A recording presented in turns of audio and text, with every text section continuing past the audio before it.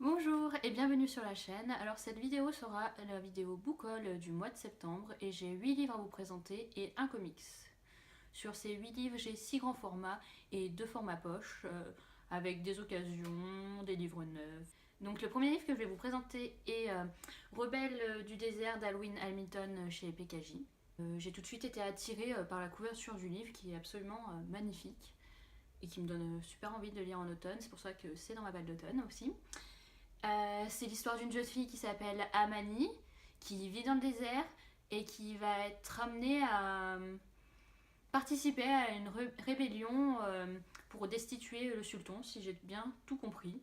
J'en sais pas plus que ça, j'ai pas trop envie d'en savoir plus non plus pour être complètement surprise par l'histoire. J'ai aussi acheté ce mois-ci en occasion À la place du cœur d'Arnaud Catherine chez Robert Laffont dans la collection R. C'est l'histoire de Com qui a 17 ans, qui est en terminale et on va suivre son histoire en parallèle des 6 jours du mois de janvier 2015 où la France a subi des attentats. Voilà. Nous allons voir l'histoire de Com, du coup, sa vie de tous les jours, comment elle est impactée par ces événements et qu'est-ce que pense aussi un jeune de 17 ans à ce moment-là. Voilà. Ce livre, je l'ai déjà lu et je vous en parlerai dans un prochain point lecture. Donc le troisième livre que j'ai acheté ce mois-ci, c'est le troisième tome des Gardiens des Cités Perdues, Le Grand Brasier de Shannon Messenger, dans la collection Lumen. C'est une série que j'ai adorée, j'ai dévoré le tome 1 et 2 au début du mois de septembre et il me fallait absolument le 3 dans ma palle, même si je ne l'ai pas du tout lu au mois de septembre et je pense que je le lirai plus peut-être vers Noël ou quelque chose comme ça, histoire d'acheter le tome 4, d'en avoir un d'avance quand même. Donc je vais pas trop vous expliquer où est-ce que l'on en est parce que du coup pour ceux qui n'ont pas lu ça serait un peu du spoil. C'est l'histoire de Sophie qui a 11-12 ans quand on la découvre dans le tome 1. Elle est en classe de terminale, il me semble bien, donc elle a beaucoup d'avance, elle est vraiment surdouée quoi. Mais le problème de Sophie, c'est que elle entend les pensées des autres personnes et ça la pèse vraiment quoi. Ça la pèse beaucoup dans sa vie de tous les jours et elle se promène constamment avec un casque sur les oreilles afin d'empêcher d'entendre tous ces petits toutes ces petites voix en fait autour d'elle. Et lors d'une visite au musée d'histoire naturelle avec sa classe, elle va faire la rencontre d'un jeune garçon de 2-3 ans plus qu'elle et il va lui révéler qu'en fait elle n'est pas humaine.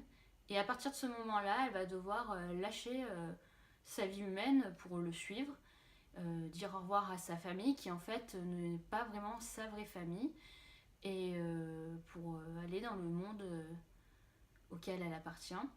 Et va s'en suivre du coup de nombreuses péripéties. Elle ne sait toujours pas qui elle est vraiment, qui sont ses parents. Elle n'a aucun souvenir de son enfance. C'est une saga où la magie elle est bien présente. Ça me fait penser un petit peu à Harry Potter. J'aime bien l'ambiance aussi. Elle va intégrer une école spécifique à sa condition. Si vous ne connaissez pas du tout cette saga, faut vraiment se lancer, elle est vraiment géniale, voilà. Ensuite, j'ai acheté 2 romans lors d'une brocante, Half-Bad Traque Blanche de Sally Green dans la collection Milan, mais aussi le tome 2, Half-Bad Nuit Rouge, toujours de Sally Green et dans la collection Milan. C'est l'histoire de Nathan qui a 16 ans et qui en fait est un sorcier. Et il va être emprisonné par sa famille parce que 2 clans de sorciers s'affrontent en Angleterre, les sorciers blancs et les sorciers noirs. Mais Nathan, son père, est le plus puissant et cruel des sorciers noirs.